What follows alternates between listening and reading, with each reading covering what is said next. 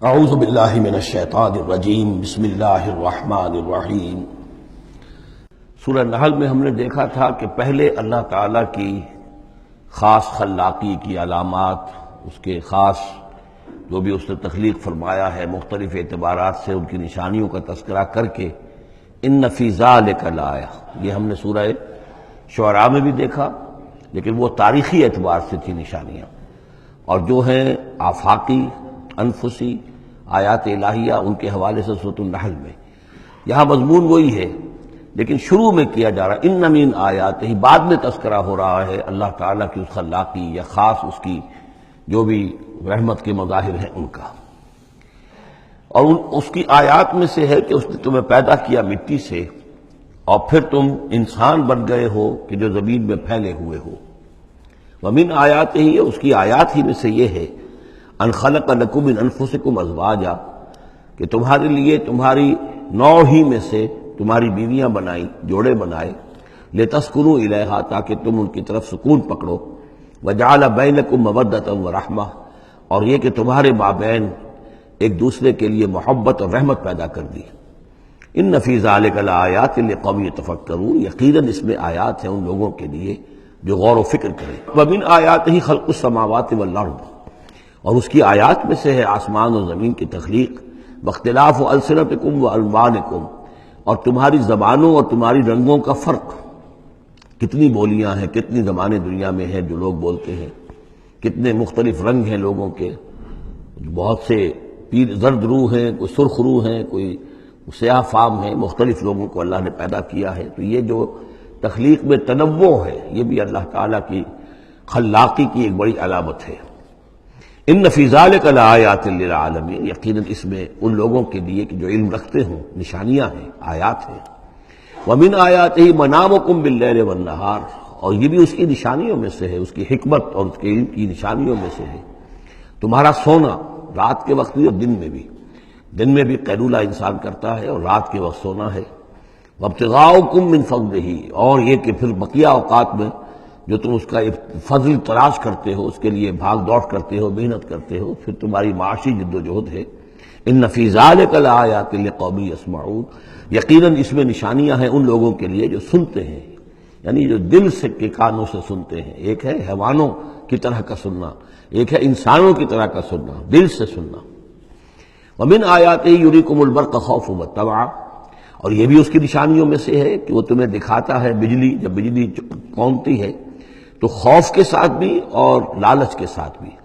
خوف بھی ہوتا ہے کوئی طوفان نہ ہو کہ جس سے کوئی تباہی آ جائے، لیکن لالچ بھی ہوتا ہے کہ بارش آئے، باران رحمت آ جائے، تو خوف و طمع۔ وَيُنَزِّلُ مِنَ السَّمَاءِ مَاءً، اور پھر برساتا ہے وہ آسمان سے پانی، فَيُحْيِي بِهِ الْأَرْضَ بَعْدَ مَوْتِهَا، پھر زندہ کرتا ہے اس کے ذریعے سے، پانی کے ذریعے سے زمین کو اس کے مردہ ہو جانے کے بعد۔ ان فی ذلک لآیات لقوم یعقلون، یقیناً اس میں نشانیاں ہیں ان لوگوں کے لیے جو عقل سے کام لیں۔ ومن آیاتہ ان تقوم السماء والارض بامرہ، یہ بھی اس کی نشانیوں میں سے ہے، اس کی قدرت ہے کہ آسمان اور زمین اس کے حکم سے قائم ہیں۔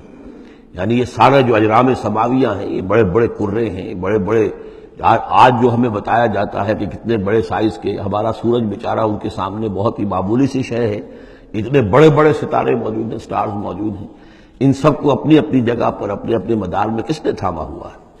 ثم اذا دعاکم دعوۃ من الارض، پھر جب وہ تمہیں پکارے گا، بس ایک ہی دفعہ کا پکارنا اس کا ہوگا، تم زمین سے اذا انتم تخرجون، تم نکل پڑو گے۔ یعنی اللہ تعالیٰ کی جو شان ہے یقول لہ کن فیکون، اسی طریقے سے اس وقت بھی اللہ کا بس ایک حکم کافی ہوگا۔ وَلَهُ مَن فِي السَّمَاوَاتِ وَالْأَرْضِ، اور جو کچھ بھی آسمان اور زمین میں ہے اسی کا ہے، اسی کی ملکیت ہے۔ کل لہ قانتون، سب اسی کے حکم کے تابع فرمان ہیں۔ وَهُوَ الَّذِي يَبْدَأُ الْخَلْقَ ثُمَّ يُعِيدُهُ، وہی ہے جو پہلے پیدا کرتا ہے، پہلی بار تخلیق فرماتا ہے، پھر اس کو دہراتا بھی ہے، یا دہرائے گا، تمہاری تخلیق دہرائے گا کہ دوبارہ تمہیں پیدا کرے گا۔ وَهُوَ أَهْوَنُ عَلَيْهِ، اور وہ اس پہ زیادہ آسان ہے، زیادہ ہلکا ہے۔ یہ بات پہلے بھی عرض کر چکا ہوں کہ قرآن یہ دلیل لاتا ہے کہ کسی بھی کام کو پہلی مرتبہ کرنا مشکل ہوتا ہے، دوسری مرتبہ کرنا آسان ہے۔ ایک مرتبہ کیا ہے، اس کی جو مشکلات ہیں اس کو اس نے حل کیا ہے، دیکھا ہے، یہ ہمارا تجربہ ہے۔ پہلی مرتبہ کوئی کام کرنا مشکل ہوتا ہے، دوسری مرتبہ وہی کام کرنا نسبتاً آسان ہے۔ لیکن تمہاری سوچ الٹی ہے، تم کہتے ہو اللہ کیسے پیدا کر دے گا دوبارہ؟ بھائی اس نے پیدا کیا تمہیں پہلے یا نہیں؟ یا تو یہ کہو کہ کوئی پیدا کرنے والا ہے ہی نہیں، وہ ایک علیحدہ بات ہو جائے گی۔ لیکن جیسا کہ آپ کو معلوم ہے کہ جو اہل عرب جو مخاطب اول تھے قرآن کے، وہ اللہ کے منکر نہیں تھے۔ ابھی ہم آیات پڑھ چکے ہیں، وَلَئِن سَأَلْتَهُم مَّن خَلَقَ السَّمَاوَاتِ وَالْأَرْضَ لَيَقُولُنَّ اللَّهُ، اگر آپ ان سے پوچھیں کہ کس نے پیدا کیا آسمان و زمین، فوراً کہیں گے کہ اللہ نے پیدا کی۔ وہ اللہ کو خالق مانتے تھے۔ تو اللہ نے تمہیں پہلی مرتبہ اگر پیدا کیا ہے تو پھر دوسری مرتبہ تمہارا پیدا کرنا اس کے لیے بھاری کیوں ہو؟ وَهُوَ أَهْوَنُ عَلَيْهِ، بلکہ جو بھی اصول ہے اس کے مطابق تو اسے اس کے لیے زیادہ آسان ہونا چاہیے، اور ہے بالفعل وہ اس کے لیے آسان ہے۔ وَلَهُ الْمَثَلُ الْأَعْلَىٰ، اور اس کی بڑی بلند شانیں ہیں۔ اصل میں مثال کا لفظ استعمال ہوا، مثلا ان کی مثال، لیکن اللہ تعالیٰ کے لیے چونکہ کوئی مثال کا لفظ بھی استعمال کرنا زیادہ موضوع ہماری سمجھ میں نہیں ہے، تو اس کو ترجمہ بہتر ہے کہ شان، اس کی بہت بلند شان ہے۔ وَلَهُ الْمَثَلُ الْأَعْلَىٰ فِي السَّمَاوَاتِ وَالْأَرْضِ، آسمانوں اور زمین میں۔ وَهُوَ الْعَزِيزُ الْحَكِيمُ، اور یقیناً وہ زبردست ہے، کمال حکمت والا۔ ضرب لکم مثلا من انفسکم، وہ تمہارے لیے تمہارے ہی جیوں میں سے، تمہاری اپنی سوچ جو ہے اس کے حوالے سے ایک مثال بیان کرتا ہے۔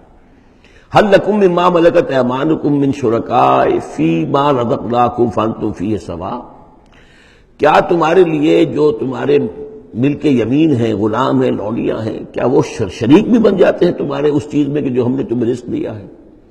ظاہر بات ہے کہ غلام تو غلام رہے گا، وہ شریک تو نہیں ہوگا، وہ برابر کا حقدار اور اختیار تو نہیں رکھے گا۔ اس جو بھی آقا کا مال ہے اور ملکیت ہے، اس میں اصل اختیار اور تصرف جو آقا کا ہے۔ غلام تو جو بھی اس کو حکم دیا جاتا ہے وہ بجا جاتا ہے۔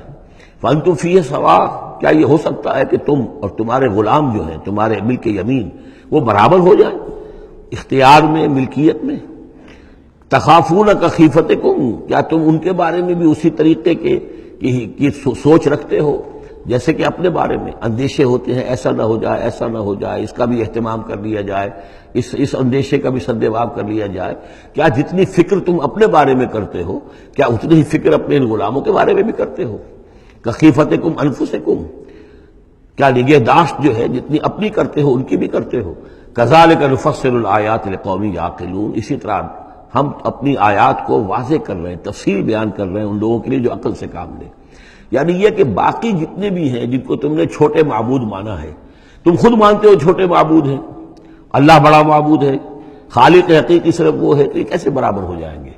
اور کیسے تم نے یہ سمجھ لیا ہے کہ ان کی سفارش جو ہے وہ بائنڈنگ ہو جائے گی اللہ پر، اور یہ تمہیں اللہ کی پکڑ سے بچا لیں گے؟